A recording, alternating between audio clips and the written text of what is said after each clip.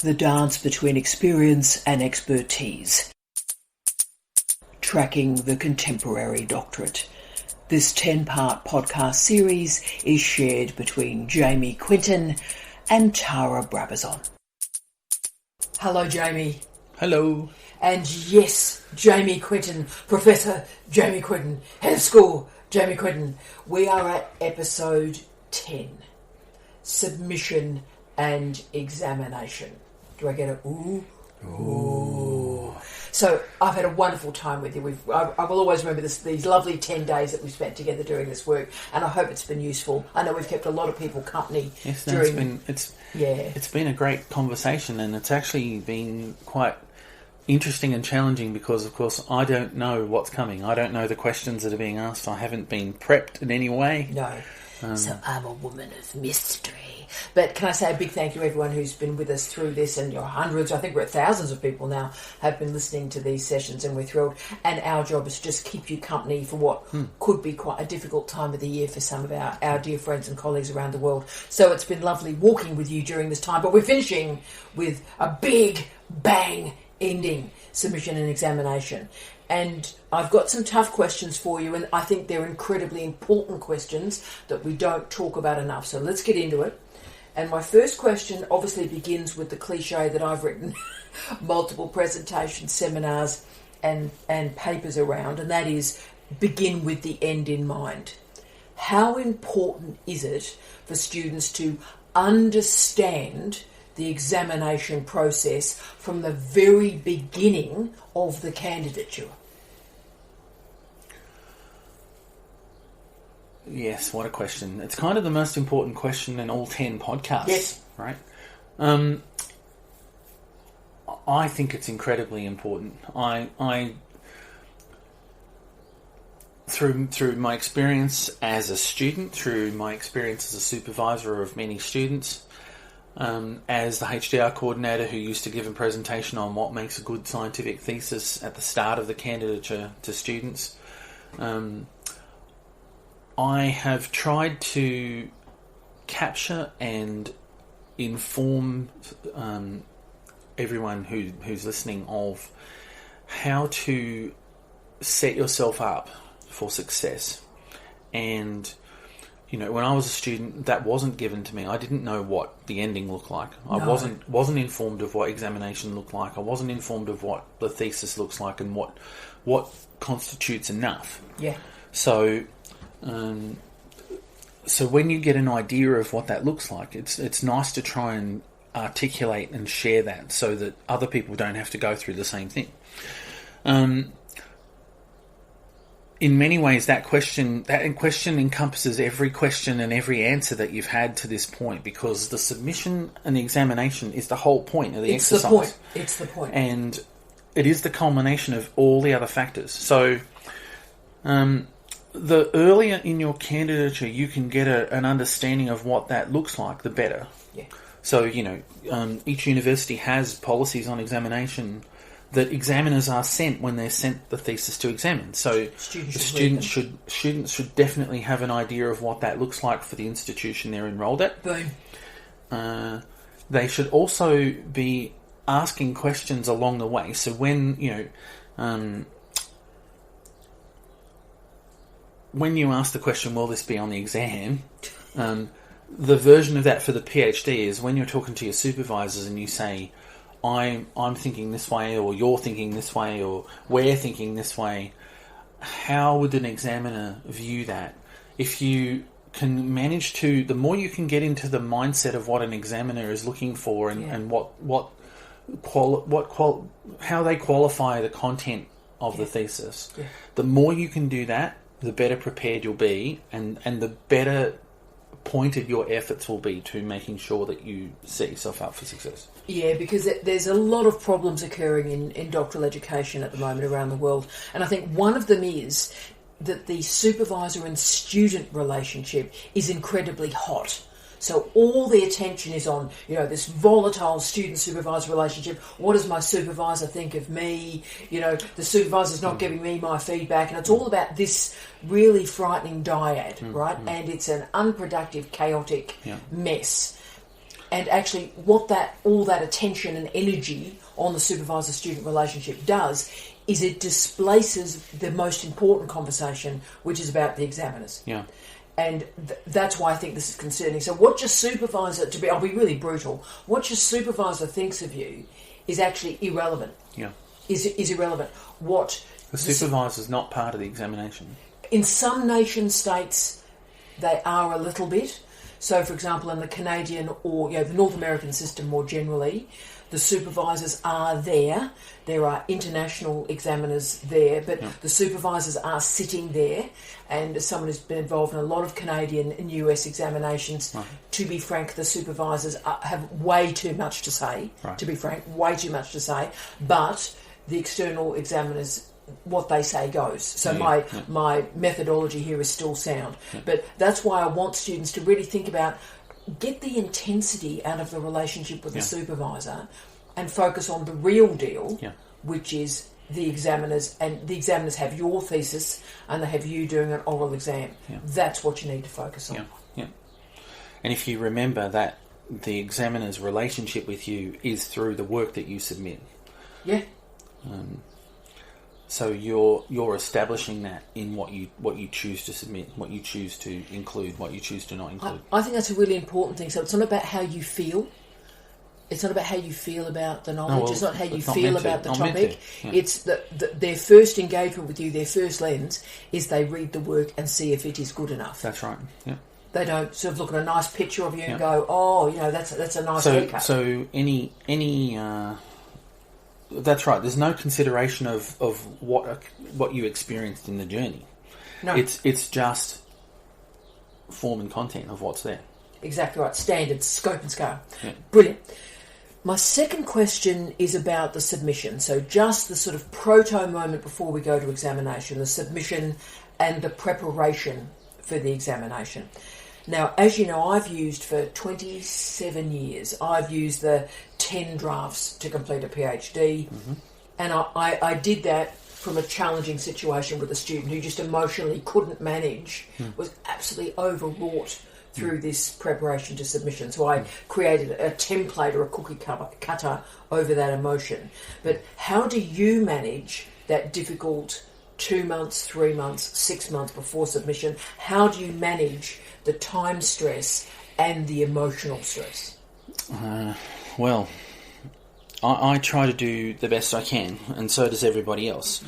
And I am aware that a student, when they're writing the final stage and they're getting ready to submit, I know that most students, it's a very personal and deeply personal process. I say to my students, when you submit this thing, you won't, because of the nature of what it is, you won't get to the end and go, I think it's good enough. We'll just submit it and see how it goes, right? For the most part, most people feel that they're putting their soul out there bare on the line for a stranger to look at it and judge it. And most people don't have the fortitude to be able to do that. And so by telling the student up front, that's how you're likely to take this going into it. And there are a whole stack of strategies that we need to adopt to make that okay as possible. Being aware of that up front is important, because if you're not satisfied with what you're going to submit, you won't submit it until you are. No. And that is all about the candidate. This is not about the content or the standards or anything. It's about the person's ability and mindset to submit it. Boom. And so that's the personal journey. And I also up front try to say to students at the start of their PhD, and I remind them throughout, the good PhDs, the person transforms as well as the science, in my case, as well as the knowledge transforms. And you need to be prepared for that. So if you think that you're going to go through this as a group of tasks, and you finish the task and you submit the thing, and it's in the sciences akin to submitting a lab report for an experiment that you did as an undergrad, you are very sadly mistaken, because of that deeply personal nature of it and the standards, and this is the top end, you won't submit it. You'll have a moment of anxiety and panic because you'll be worried about, is this good enough? Yeah. And that's really what the whole conversation in this particular podcast has been about, is setting up for success, thinking about the end, and organising everything so that that is as optimised as you can make it.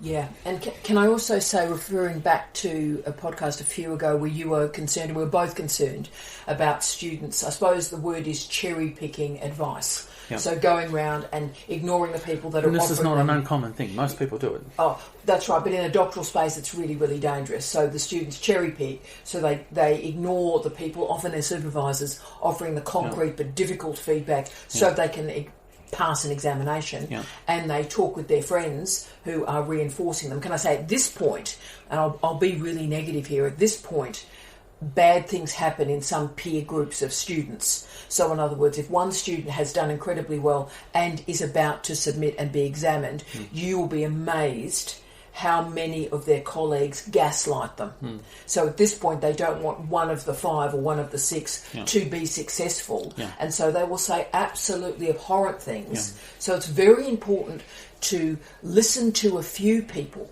in the submission process who are offering you concrete feedback, not on you, not on your emotions, but on the work, because you are not the thesis. The thesis is being examined, you're not being examined. That's right. But listen to the supervisors and the experts at this point to offer incisive advice to enable you to pass. You know, don't listen to dial a crowd at this point. At dial a crowd at this point, you need to turn down, because it's very, very common when students listen to dial a crowd, they change stuff that's right and they make it wrong. Yeah. Yes, I don't disagree. In fact, you need to realise that your objectives and your motivations are not necessarily the same as the objectives and motivations of other people around you. No. For instance, I've seen this. I've seen it where a peer group, people don't like change, especially people who are struggling. So, for instance, what I didn't say before, when it comes to managing the completion, managing the submission, I'm aware that nearly every student is in some form of survival mode when they go to do the submission. Yep. You know, it really is a culmination. Everything comes together and there's a huge amount of pressure. You know, and the cliche is that diamonds form under pressure. But there is a huge amount of pressure. You're not in your normal state of mind. You're not calm. You're not rational. You're not logical. You actually want this thing over, right? And you have to go. The more you try to do the easy path, the path of least resistance, the harder this process is, because the pressure, it's the trash compactor walls, you know, slowly crushing you and forcing you to be extruded through the final doorway, orifice, whatever you want to call it, where that's the only way out, and you have to do it, and it has to be done that way. And that's part of that transformation, that personal journey that you're going to take. If you take it as you go, there's less of a journey to take at the end than if you wait till the end to do it. Really important. Now, I have seen peer groups of students where they don't want to change. They've got their little group, their group's working, they know, everything's all nice and metastable in a way. And then when someone's getting towards completion, they disrupt the group. And the group doesn't want to be disrupted. The group needs stability. So you need stability as you're writing up and submitting. And what you think is stable may not be stable, and then you find that dynamic messes with your head and you don't need it, right? It's not part of the thing. So it's important to realise that it's, even though, you know, I think this might be the other side of the coin, the Vygotsky, it takes a village to train an individual. The other side of that coin is what you need from the village changes over time. Crucial. And as you go to submit, what you need from the village is belief and support, and yes, go get them. Let's see this through. And your village, you have to. Most people assume or take for granted, I guess, that their village is going to be right with them all the way, and they may not be. No. And especially when you've got 8 people in survival mode. It's very dangerous. It's a different situation. So for supervisors listening to this, can I also say this is the imperative about setting up a supervisory research education protocol that is about completion. So this is about setting up a system that is about a short candidature that is about completion. So that's why you speak about completion all the way through. So the students know it's coming and it's naturalised and it's celebrated, rather than it's the sort of secret at the end of the corridor. Right, yeah. So we're doing this thesis. Or the afterthought. Yeah, we're doing this thesis to finish it. And that's why we're all here doing this work, to finish it. That's right. And it's just at the start speaking about the ending. Back to dissemination and outcomes. Yeah. Until it's finished, it's a bunch of busy work. Yeah. It's only when it's finished that all of the effort has paid off. Yeah, very strong. And look, I'm aware in life that's incredibly rare, Dale, because rarely in life, if we use the Australian-New Zealand system, you spend 3 years of your life to be assessed by 2 or 3 people at the end. So 3 years of your life is on the line. Of course, in some systems it's 5, 6, 7 years are on the line with the decision that 3 people make. And there's no way around that. That's true. That's real. Now, it may be frightening, but it's also real. But that does lead to my next question, which is about the period when the thesis is under examination. So you've walked through that darkened corridor, you've opened the door, you've submitted the thesis. That's terrific. And then you may have drunk your body weight in Chardonnay, and we all wish you well with that. But let's talk about the period when the thesis is under examination. Now, what I do to mitigate and manage the stress is obviously give them a couple of days to go discover themselves and walk and smell the roses and have a big coffee. But I always make sure that the students have a publication and dissemination plan for that period, because best case scenario, it's 8 weeks. Worst case scenario, it's 5 months. Well, it could be even longer, It could be, but my goodness me, let's hope not. So I try and make sure the students aren't sort of scratching about and disrupting others and so forth. I put them back into the party, and we have a dissemination and publication plan for the examination period. So how do you implement that particular period? I always find it comes down to individuals and their willingness and their mental state, if you like. Depending on how traumatic the submission process is, it's always a good idea to have a plan, particularly when, as you discover the thoroughness and you develop a lot of ideas as you're writing. That's one of the reasons for writing. Good. That's why that's one of the reasons why we say write as you go. But when you're doing the final version of the thesis, you're still thinking, and with your research mind, you're still generating ideas, you're still generating content. And I'd be amazed if a student was finishing and at the point of submission, if they didn't have at least one article of new content that they generated just by polishing the drafts and finishing it off. Spot on. There's probably more than one. Yeah. In my case, that's what happened. So I had one that was generated out of the final version of the thesis. Brilliant. And that was the last article that was published. But that happened after, of course. Yeah. And so that's, if you plan for that beforehand and you have that in mind, then as you're writing up, and you should still be journaling, or in my case, my lab book, as I come up with ideas and go, hey, I'm developing this is something that's further work or whatever, you write these things down as if you're in the middle of your investigation, so that you can access it and hopefully publish it while you're waiting for the examination. Yeah. It's interesting to think about the PhD in terms of separate time periods at different stages, right? Because the examination stage is another stage, and no one thinks about that. They're always focused on submission. You hand the thing and you go, and then you assume that everything's fine after that. But in the examination period, you start to you go from being relieved that you finally submitted it and so on, and then you start to think, did I do this? Should I have done that? Perfectionist mindset's even worse, right? Did I misspell my name? did the person? It's lots of silly little errors.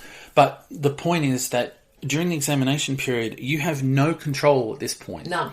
And your examiners are not going to go, oh, look at this person misspelled their name, we better fail them, right? Never going to happen. So you tend to, and you've just come out of survival mode, or you may be still in survival mode and you haven't figured out how to switch out of survival mode. By focusing your energy on something like dissemination, you're still taking all of that nervous energy and you're actually channeling it and pointing it towards something that will be in your best interests if you plan to continue doing research after the PhD. And look, it's so many things to say about that. Most theses, again, not sure in the sciences, but in the humanities and social sciences, most theses have what I call outtakes. That is chapters that did not end up being chapters, that may have been written to a fair amount of completion, and then you realise, that's not actually crucial to the SOC, or that actually subverts the argument being made, but it's a fantastic piece of work. I had 3 of those in my PhD. I had 3 that were fully finished chapters. Remember, I had a very, very, very, very, very long thesis, and I also had outtakes. So I used the examination period, which for me was quite long. I used, what was mine? Mine was 5 months, and I was in a job. I was in another state, another country, getting on with life. But I published those outtakes and I cut up the thesis very, very strongly. So also the other thing I'd say is check for 1,000 word or 2,000 words in the thesis that haven't been published yet, that may be the starter yogurt for another piece. We did that with Narelle. I think the best we ever did this was with the wonderful Narelle, where we didn't actually go, here's a chapter, let's publish it. We went, here's a chapter, I think this is 3 separate articles, and it became thus. So really reading... And each of them needed some development. Oh, that's right. So each of them was like 2,000 words that became 8, right? So it's a great example of read the thesis differently for different ways of thinking about dissemination.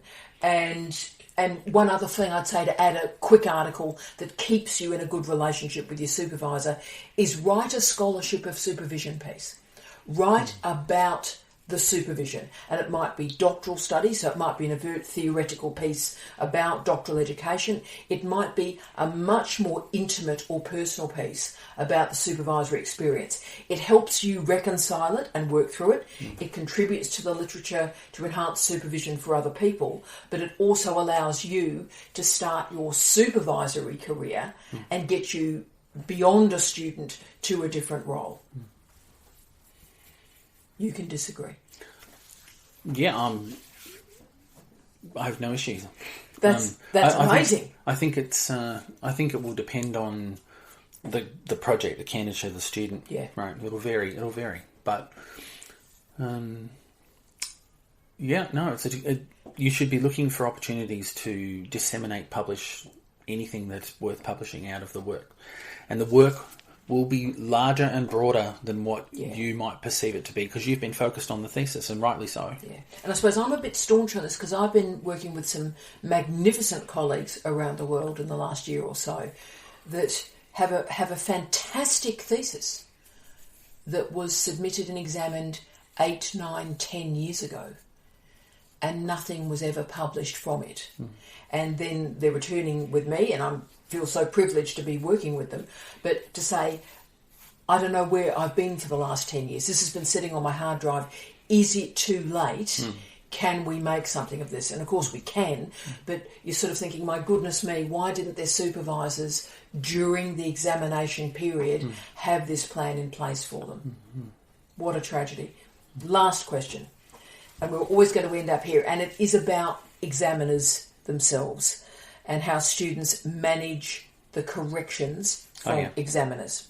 So what is the best mindset to enable completion, noting that only 1% of theses fail, 1.2% of theses fail, but then only 4-6%, depending on the national system, 4-6% of theses go through passed without correction, straight 1, straight 8. You should definitely expect to have some corrections. Yeah, so what that means is the overwhelming majority of theses have minor corrections or major corrections. That's a big chunk. And then we've got that group that are Ds or 4s that are revised and resubmit, and they have to go through examination again. But the chances are, when you are examined, you will have corrections. So what's the best mindset to approach those corrections? So the first challenge is, as I've said, when you submit this thing, it's a deeply personal event for the student, for the candidate. When you get the feedback, it's really important that you depersonalise it. That you don't take it personally. The examiner is often offering commentary based on how they've interpreted it.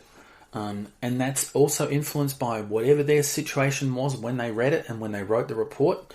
So, you can't assume that it's perfect. You can't assume that it's absolute judgment in any way. Yeah. And in the same way that you get reviewers' comments on anything, a manuscript, a book, whatever, you should always not... You should look at the literal information they've given you, but you should also try and understand the intent behind it. Because as you write amendments to your thesis or amendments to your thesis, you want to bear in mind where that comment came from and what it's trying to do to help raise the quality of the document, to raise the quality of the thesis. Yeah. So you have to go through and you have to qualify each comment. You have to deal with each one. You want to make a revised version of the thesis, and you want to articulate and report the changes that you make to the thesis, and you want to create this report in response to the comments, the examiner's feedback and comments, because you're going to want to submit your revised thesis and this report. Yes. To say, here were the comments, here's how they've been dealt with. Yes. Now, if you respond to both the technical word on the page and the intent behind it, then you're showing that you've got a deep understanding and you're trying your best to improve the quality of the thesis. Any other response, which is, I disagree with the examiner or whatever else, doesn't pay respect to the examiner. No.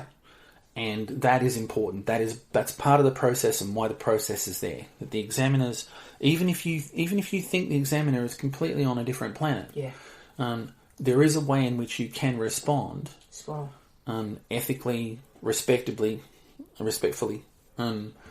so that you're still talking about what you believe the examiner was thinking behind the comment. Yeah. And they must be validated. I think students get a bit confused, and I don't know whether social media is making this worse. I think it probably is, that opinion is being configured as equivalent to expertise. Yeah. What a student feels about a situation is actually irrelevant. Yeah. I'll just say that again. What a student feels about a situation is irrelevant. Yeah. So when a student says, well, I just don't agree with that, and that's like the end of a sentence, I just don't agree with that. Yeah. I'm sorry, you have not got the background to be able to dismiss it in that way. If you've got an expert offering a commentary... The examiner is not offering their opinion. The examiner is examining. Yes, that's right. The examiner is examining. And I think that's why we need to focus a lot more attention and speak more about examination, because I think it's all getting a bit confused at this point. Students are disagreeing. Well, I'm sorry, you can't disagree.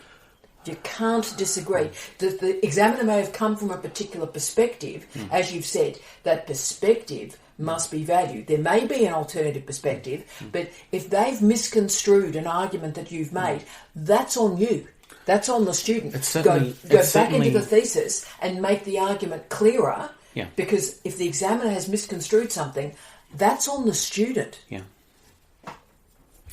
It's on the description in the thesis. So, the classic example that we talk about from time to time is when a student is either utilising or developing a new methodology, and a young examiner who has not experienced multiple methodologies has a closed mind and says, I don't agree with your methodology, so I'm going to go hard, and I'm going to give this thesis a really bad grade, and I'm going to make you revise and resubmit, and bend to the paradigm, right?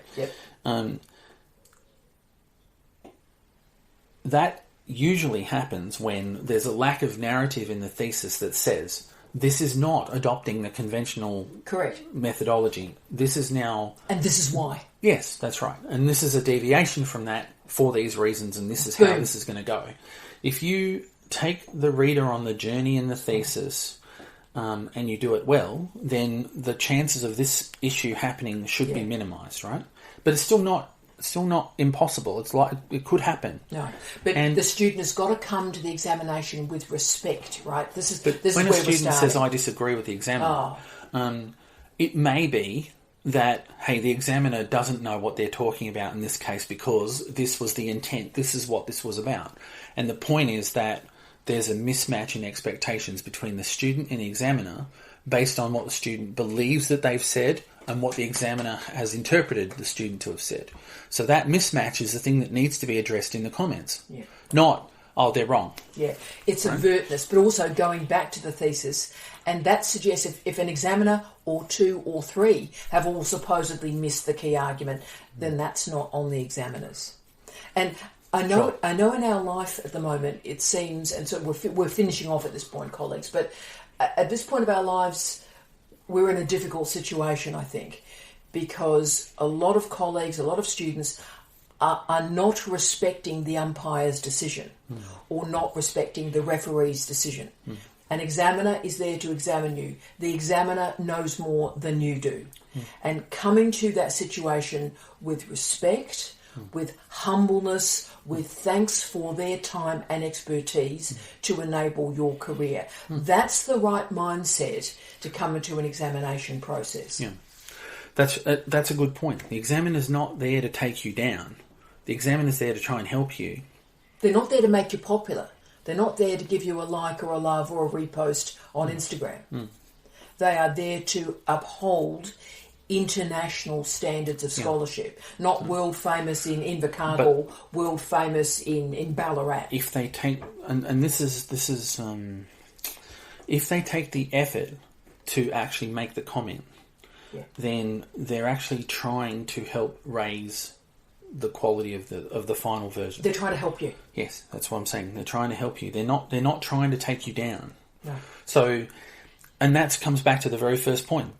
It's not meant to be personal. It's not meant to be a you are inadequate, you are not worthy. You know, it's not about that. This is from their point of view what is required to meet whatever that requirement is.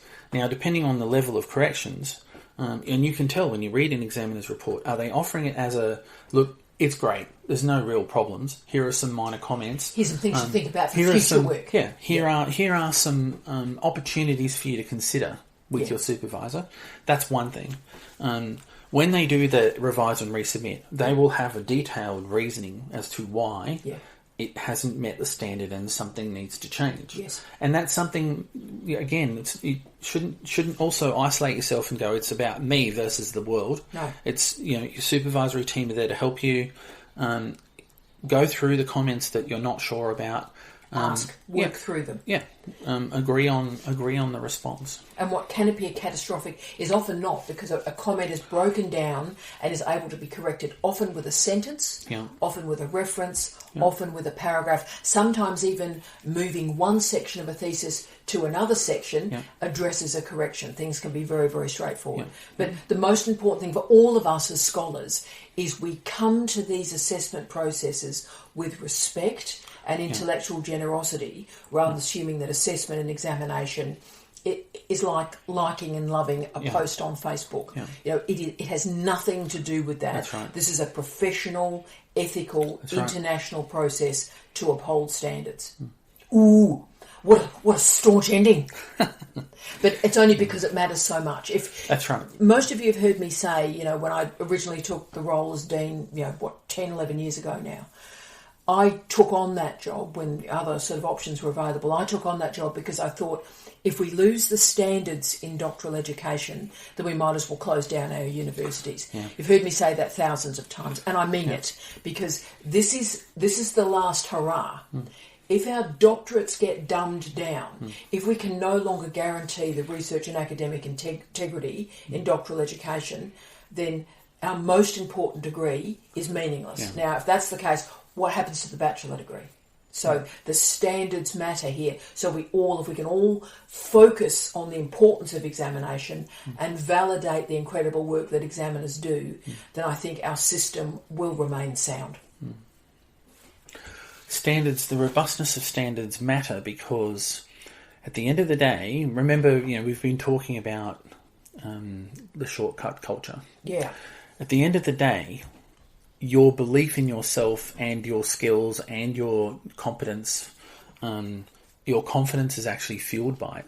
So if you have authentically followed the process and you complete the requirements, you can authentically believe that you are the real deal. Yeah. If you don't, if you manage to get through with shortcuts of any kind, they will always play in the back of your mind. Yeah. And your future self would rather the former rather than the latter. So the standards, for me, the standards are the place to start and finish, which is what the whole point of the examination and why it's designed the way it is in place. Fantastic. I've been thrilled by these conversations. Yes, thank you. Thank you, Jamie. Thank you for a very interesting week talking through all of these things. And we wish everybody well who's been following us on this journey. We are thrilled with you and we wish you every success. And as always, you keep in touch with us. You find us on social media and we will love to have a conversation with you. Take care, team. Bye-bye. Bye.